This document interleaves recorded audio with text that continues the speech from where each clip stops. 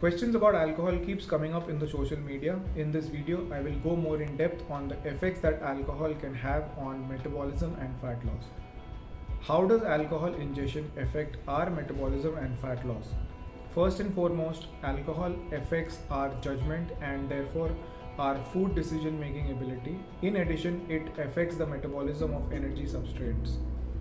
One study investigated the effects of isocaloric meals containing differing percentages of protein, fat, carbohydrate, and alcohol on subsequent food intake, energy expenditure, hormone concentrations, and feelings of fullness.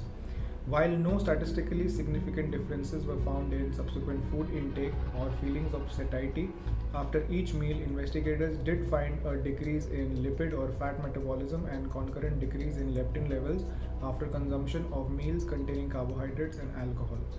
Leptin is the hormone regulating energy intake or expenditure.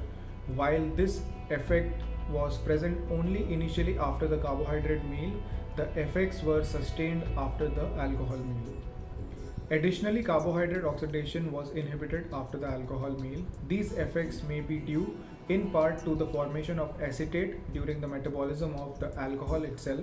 The body's oxidation of acetate takes precedence over fat and carbohydrate. In other words, our body is now in a disadvantaged state regarding the actual breakdown of the food we ingested. We are less able to process and utilize fats, carbohydrates, and protein. In addition, the body's ability to utilize many vitamins is also impaired. It should be noted that the alcohol in this study was in the form of a single vodka drink. The effects of alcohol ingestion are not limited to metabolism alone. Skeletal muscle protein repair and synthesis is also greatly affected. If you haven't seen my previous video on alcohol and how it affects gains, please do watch it. Whether it is our calf, our bicep, or our heart, drinking alcohol affects all muscle tissues. Interestingly enough, this effect is seen even when alcohol is not directly present in the bloodstream. Hormonal issues. Alcohol appears to negatively affect insulin sensitivity. The more insulin sensitive we are, the leaner we are, or vice versa. Studies also show that alcohol consumption can prolong the amount of time that catabolic hormone cortisol is elevated in the blood. This can mess up the intricate balance between cortisol and DHEA. High levels of cortisol for extended periods of time is associated with the accumulation of fat in our midsection.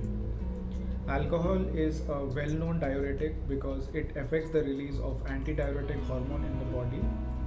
Hydration is incredibly important for many cellular functions and overall performance, including satiety and fat loss.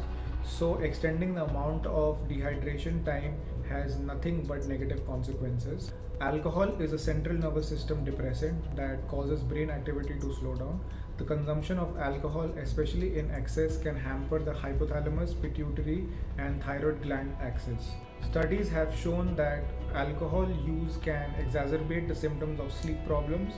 We know that when it comes to homeostatic balance, sleep is extremely important. Alcohol, even one drink, will negatively impact an overweight individual. Alcohol increases our hunger. Not only we have the calories coming from the alcohol itself, 9 calories per gram, add in the transportation medium, the mixer, and now add in the extra calories from all the alcohol induced overeating that occurs. On the road to transforming our lives, our health, our performance, and our body, alcohol may cause us to hit far more speed bumps than we initially anticipated. While some drinking may be a social thing or a way to unwind after a long week, let's look at it like this. While 2 drinks may have transformed our week into a faint memory, those same 2 drinks may have also railroaded our attempts at a successful transformation. It has upended our physiologic, metabolic, and hormonal functioning, impaired our cognitive skills such as memory, judgment, attention, motivation, and mood. It left us craving junk food, questioning our healthy meal plan, and cancelling our morning training session. It also increased loss of skeletal muscle, decreased carbohydrate and fat metabolism, increased fat storage, increased our risk of cancer, impaired our ability to perform and recover, and ate a hole in our wallet. So tell me, is it worth it?